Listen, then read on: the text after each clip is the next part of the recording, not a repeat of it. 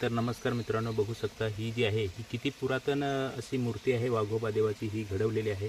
इथं बघू शकता असा हा वाघोबा देव घडवलेला आहे याच्यावरती. म्हणजे चांदोबा देव जो आहे तो घडवलेला आहे. पण आता वर्षानुवर्षे जे आहे ते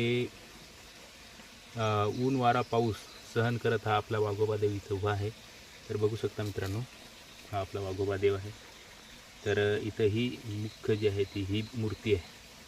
ही बघू शकता मित्रांनो, ही मुख्य मूर्ती आहे. ही बघा, तर ही मुख्य मूर्ती आहे वाघोबा देवाची.